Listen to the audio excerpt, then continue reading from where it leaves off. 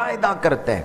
یہ ریاضت اور مجاہدہ کتابوں میں نام نظر آتے ہیں، یہ لفظ نظر آتے ہیں، ہمیں اپنی زندگیوں میں یہ چیز نظر نہیں آتی. سہولیات نے ہماری زندگیوں سے مجاہدہ اور ریاضت یہ چیزیں نکال دی. قرآن کہتا ہے والذین جاہدوا فینا لنہدینہم سبلنا. وہ جو ہمارے راستے میں مجاہدہ کرتے ہیں، محنت کرتے ہیں، کوشش کرتے ہیں، ہم ان کے لیے اپنے راستے کھول دیتے ہیں. جتنی محنت ہم دنیا کے لیے کرتے ہیں اس سے آدھی محنت اگر آخرت کے لیے کریں، ہر شخص اللہ کا ولی بن جائے. جتنی محنت دنیا کے لیے کر رہے ہیں اس سے آدھی محنت بھی اگر آخرت کے لیے کریں. دوبارہ یاد کرا رہا ہوں، میرے آقا کریم نے فرمایا سردیوں کا موسم مومن کے لیے موسم بہار ہے. دن چھوٹا ہوتا ہے، نفلی روزہ رکھا جا سکتا ہے، رات لمبی ہوتی ہے، نیند بھی پوری ہو گئی اور تہجد بھی ادا کی جا سکتی ہے. جس نے اللہ کی رضا حاصل کرنے کو مقصد بنا لیا، اللہ تعالیٰ اس کو مستجاب الدعوات بنا دیتا ہے، اس کی دعائیں قبول ہوتی ہیں. آئیں آج 2020 کے آغاز میں پہلے جمعۃ المبارک پہ یہ ارادہ کرتے ہیں کہ انشاءاللہ اس سال ہم نماز نہیں قضا ہونے دیں گے. جو پہلے نماز پڑھتے ہیں وہی انشاءاللہ کہہ رہے ہیں. افغانستان میں ایک حکمران گزرے ہیں، امیر دوست محمد خان. امیر دوست محمد خان پریشان حال محل میں آیا.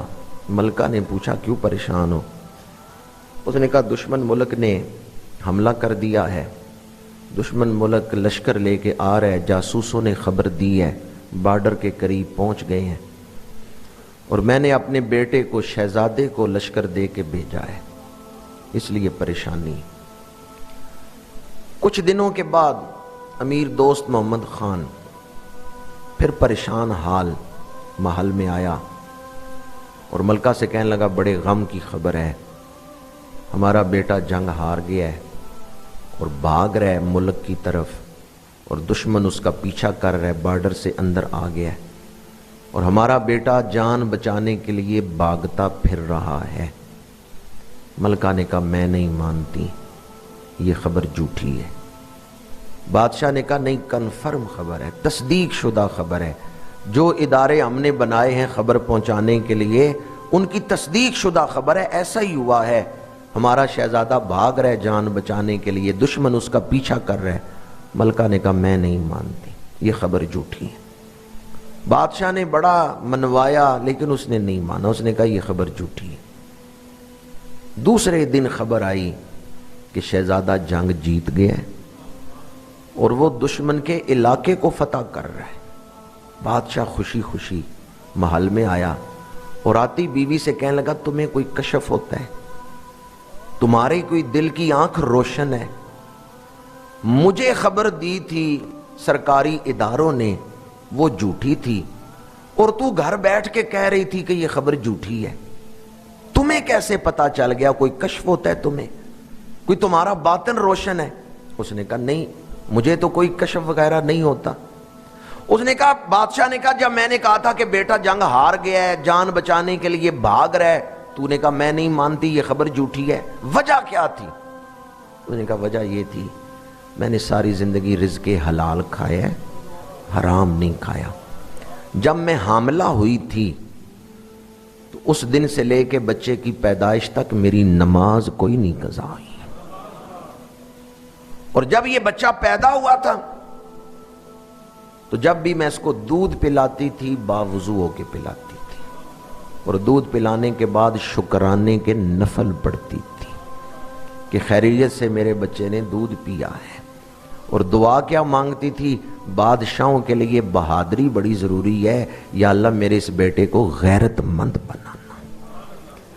جب تو نے آ کے کہا نا ہمارا بیٹا محاذ سے بھاگ رہا ہے جان بچانے کے لیے، تو میں نے کہا میری تو کوئی حقیقت نہیں، پر نماز کی بڑی شان ہے. میری تو کوئی حقیقت نہیں، میری تو کوئی عظمت اور شان نہیں، لیکن باوضو ہو کے دودھ پلانا مجھے اس سے بڑی امید تھی اپنے رب سے کہ میرا رب میری دعا کو قبول کرے گا. اگر تم یہ کہتے کہ تمہارا بیٹا محاذ پہ شہید ہو گیا ہے میں مان لیتی، چونکہ شہید ہونا یہ عیب نہیں، اور بزدلی سے بھاگنا یہ عیب ہے۔ تم نے کہا تمہارا بیٹا بزدلی سے بھاگ رہا ہے، میں نے کہا یہ نہیں ہو سکتا۔ میں نے اس کو باوضو ہو کے دودھ پلایا، اور جب تک وہ میرے پیٹ میں رہا میری نماز نہیں قضا ہوئی۔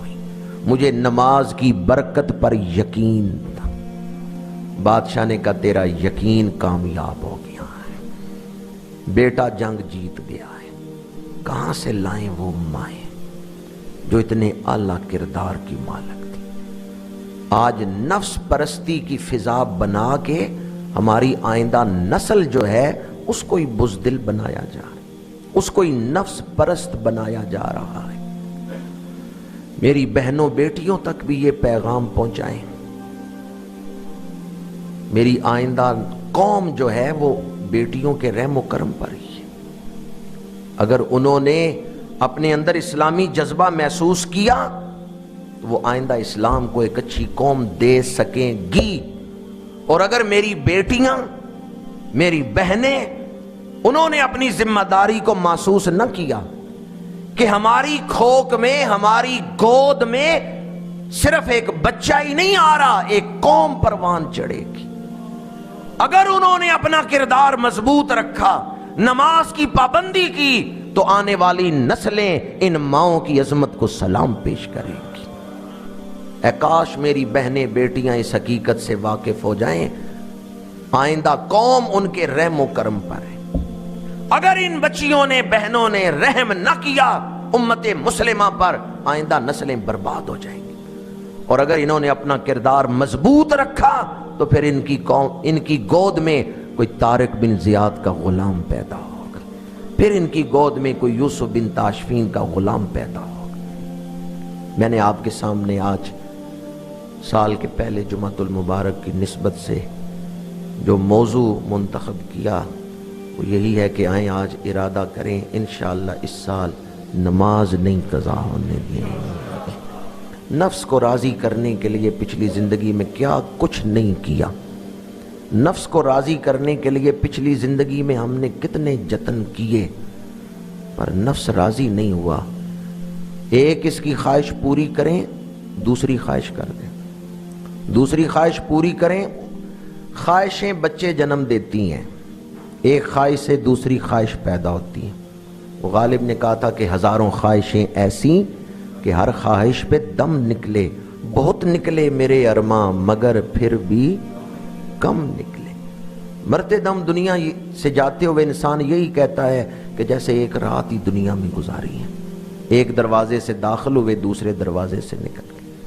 اس لیے مقصد وہ بنائیں زندگی کا جو اعلیٰ مقصد ہو۔ زندگی قیمتی چیز ہے، مقصد بھی قیمتی ہونا چاہیے۔ زندگی اعلیٰ چیز ہے، مقصد بھی اعلیٰ ہونا چاہیے۔ اللہ اور اس کے رسول کو راضی کرنے کی فکر۔ جہاں میں نے یہ جو بھی میں واقعہ آپ کو سنا رہا تھا امیر دوست محمد خان کی بیوی کا، وہ ملکہ کسی عالم دین یا کسی درویش کے گھر تھی یا بادشاہ کے گھر؟ بادشاہ کے گھر۔ اور بادشاہوں کے گھر عام طور پر دنیا داری کے مرکز سمجھے جاتے ہیں، لیکن اس واقعہ سے ثابت یہ ہوتا ہے کہ اگر کوئی چاہے تو بادشاہ کے گھر رہ کے بھی تقوی کے ساتھ زندگی گزار سکتا ہے۔ دولت یا غربت یہ تقوی کے راستے میں رکاوٹ نہیں کہ دولت آ گئی تو بندہ متقی نہیں بن سکتا۔ وہ بادشاہ کے گھر تھی لیکن تقوی کے ساتھ زندگی گزار۔ دولت تقوی کے راستے میں رکاوٹ نہیں ہے۔ حضرت عثمان غنی کے پاس تھوڑی دولت تھی، حضرت عبد الرحمن بن عوف کے پاس تھوڑی دولت تھی۔ ہاں انسان کی نیت یہ ہو، ارادہ یہ ہو کہ میرے رب نے مجھے جو دولت دی ہے یہ اللہ کی رضا کے لیے میں نے استعمال کر، پھر دولت بھی اللہ کے قرب کا ذریعہ بن جاتی۔ اور اگر دولت اپنی خواہشات پوری کرنے، نفسانی خواہشات پوری کرنے کا ذریعہ بنا لیں، پھر یہی دولت دوزخ میں لے جاتی۔ صرف یہ فکر اگر پیدا ہو جائے کہ اللہ اور اس کا رسول ناراض نہ ہو، بڑی ہمتیں جمع کر کے، بڑی کوشش سے میں یہ جملہ بول رہا ہوں، ورنہ دل اجازت نہیں دیتا کہ بندہ یہ جملہ بولے۔ حضور رحمت للعالمین ہے، وہ تو ہماری سوچ سے بھی زیادہ رحمتیں فرمانے والے ہیں اور شفقتیں فرمانے والے ہیں اور ہمارے عیبوں پہ پردے ڈالنے والے ہیں۔ لیکن کبھی آپ نے یہ سوچا ہے کہ اگر حضور مجھ سے ناراض ہو گئے تو میرا بنے گا کیا؟ جب شیطان ڈگڈگی بجائے نا، آپ کو گناہ کی طرف بلائے، تو اس وقت اپنے نفس کو سمجھائیں اگر حضور ناراض ہو گئے تو میں کہاں جاؤں گا، میرا کیا بنے گا؟ مولوی اشرف علی تھانوی صاحب نے یہ بات لکھی ہے امداد المشتاق میں، اور کئی لوگوں نے اس کو بیان کیا ہے۔ حاجی امداد اللہ مہاجر مکی رحمۃ اللہ تعالی علیہ کے استاد تھے مولانا قلندر علی صاحب۔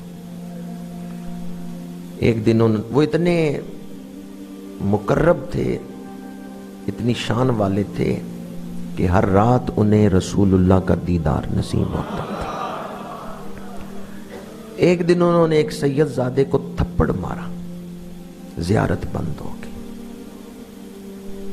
چند دن زیارت نہیں ہوئی، پریشان ہو گئے، سوچنے لگے غلطی کیا ہوئی ہے، اپنے معمولات پہ غور کیا، صرف یہ ایک چیز نظر آئی کہ میں نے ایک دن سید زادے کو تھپڑ مارا تھا۔ بلایا، ہاتھ جوڑے مجھے معاف کر دو۔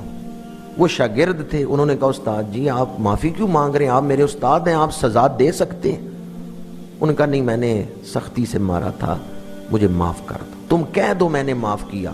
اس سید زادے نے کہا استاد جی معاف کیا۔ زیارت نہیں ہوئی، چند دن گزر گئے، دیدار نہیں ہوا رسول اللہ صلی اللہ علیہ وآلہ وسلم۔ سوچا مدینہ منورہ جا کے روزے کے سامنے کھڑے ہو کے معافی مانگتا۔ فکر تھی نا حضور کو راضی کرنے کی۔ سفر کیا، مدینہ شریف پہنچے، روز حاضری دیتے ہیں، روز قدموں میں کھڑے ہو کے روتے ہیں، ہاتھ جوڑتے ہیں، معافی مانگتے ہیں۔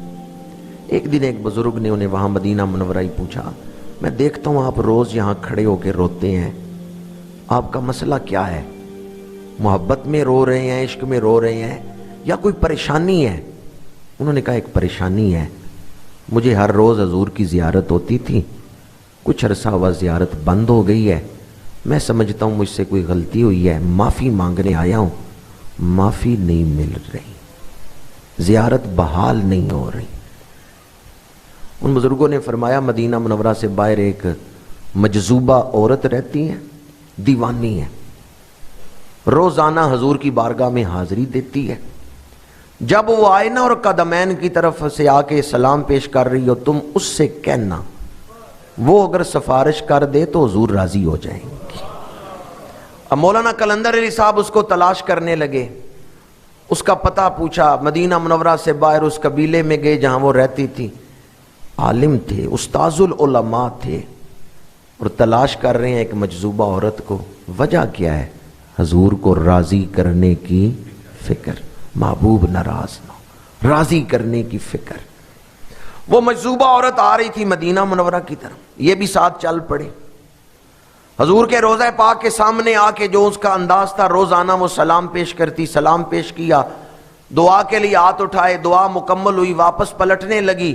مولانا قلندر علی صاحب نے کہا میری سفارش کریں، حضور مجھ سے ناراض ہیں، حضور میرے اوپر راضی ہو جائیں۔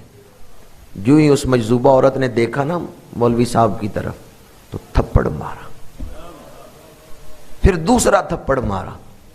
اب یہ بہت بڑے عالم تھے، لیکن روتے ہوئے کہنے لگے جتنے مرضی یہ تھپڑ مار لو، پر محبوب راضی کروا دو، حضور راضی ہو جائے۔ اب اس مجذوبہ عورت نے دیکھا عاشق سچا ہے، ویسے غلطی کر بیٹھا۔